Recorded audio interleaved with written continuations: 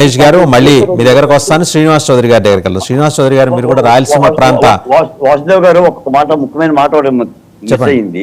చెప్పండి. నీది కట్ అవటం మూలన ఒక మాట. ఈ రోజున మాజీ ముఖ్యమంత్రి జగన్మోహన్ రెడ్డి గారు అచ్యుతాపురంలో పారామెడికల్ ప్రమాద సంఘటన మీద సందర్శించేందుకు వెళ్తున్నారు.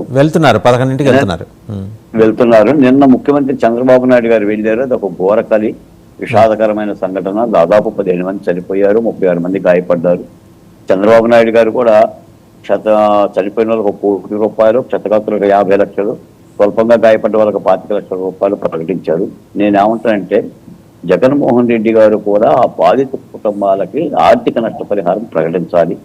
మీరు పరామర్శించి రావడమే కాకుండా మాజీ ముఖ్యమంత్రి జగన్మోహన్ రెడ్డి గారు చంద్రబాబు నాయుడు గారు ప్రకటించారా? అది దురదృష్ట సంఘటన.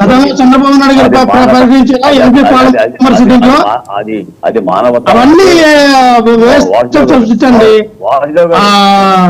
బాలకోటి గారు గతంలో చంద్రబాబు నాయుడు గారు తన జోబులో డబ్బులు ఇవ్వలేదు కదా. బాలకోటయ్య గారు పొలిటికల్ అనలిస్ట్ గా మాట్లాడుతున్నారు. టీడీపీ అధికార ప్రతినిధిగా మాట్లాడలేదు. లక్ష్మణరావు గారు వాసుదేవన్ గారు ఆయన ఎలాగ మాట్లాడియండి, ఆయన ఎలా మాట్లాడుతూ మాకేంటి? గతంలో చంద్రబాబు నాయుడు గారు ఇచ్చుంటే, గతంలో పవన్ కళ్యాణ్ గారు ఇచ్చుంటే ఈయన చెప్పడంలో పవన్ కళ్యాణ్ గారు ఇచ్చారు.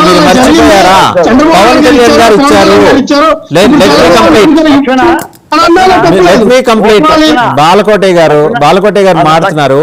ఆయన ఒకసారి వినండి శాంతంగా. లక్ష్మణనే అడుగుతున్నా, రాజుగారి పెద్ద భార్య మంచిది కాదంటే చిన్న భార్య మంచిదనే? చిన్న భార్య మంచిది అంటే పెద్ద భార్య మంచిది కాదు అంటే వాళ్ళు ఇవ్వలేదు కాబట్టి మీరు ఎవరా?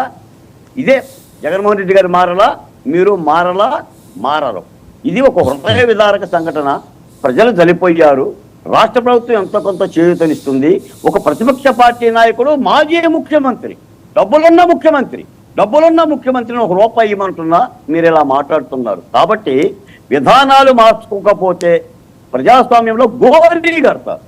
మళ్ళీ చెప్తున్నాను లక్ష్మణ, నీకే చెప్తున్నాను. విధానాలు మార్చుకోపోతే, వాక్శుద్ధి మార్చుకోకపోతే, నోటి మాట మార్చుకోపోతే ఎవరికైనా సరే కేసీఆర్ అంతడానికి గోరి కట్టారు. కాబట్టి నేనేమంటానంటే, నేను ఒక మాట చెప్తాను సార్. సబ్ కలెక్టర్ కార్యాలయంలో ఫైళ్లు దగ్ధం అయితే ఏమంటారంటే మాజీ ముఖ్యమంత్రి, కలెక్టర్ ఆఫీసులో లేవా, ఎంఆర్ఓ ఆఫీసులో లేవా, ల్యాప్టాప్లో లేవా అంటారా సార్? అంటే దగ్ధం అవ్వమనే, దగ్ధం చెయ్యమనే?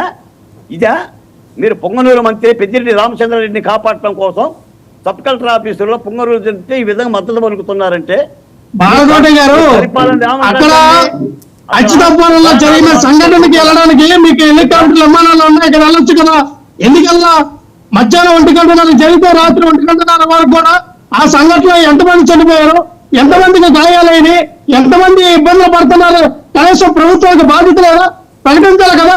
అక్కడ ఏమైంది? మీ ప్రభుత్వం ఏమైంది? అక్కడ హోమ్ మినిస్టర్ ఎక్కడికైనా గార్డుగా కాస్తా ఉన్నా హోమ్ మినిస్టర్ ఏం మాట్లాడుతున్నారు? చంద్రబాబు నాయుడు గారు ఎక్కడో పెద్దరెడ్డి ఇలాకలో ఫైల్ కాలిపోతే ఇమ్మీడియట్ గా హెలికాప్టర్ వేసి పంపించారు డీజీపీ నగర్కి. అక్కడ పంపించినప్పుడు హోమ్ మినిస్టర్ పంపించాలి కదా. ఇదే మీ నిబద్ధత. మీరేమో కేరళ మాట్లాడుకుంటారా? మీరేమో వైకుంఠపాలెం అస్తి మాట్లాడుకుంటారా? సచివాలయంలో ఏం మాట్లాడతారు? వాసుదేవ్ గారు పరశూరు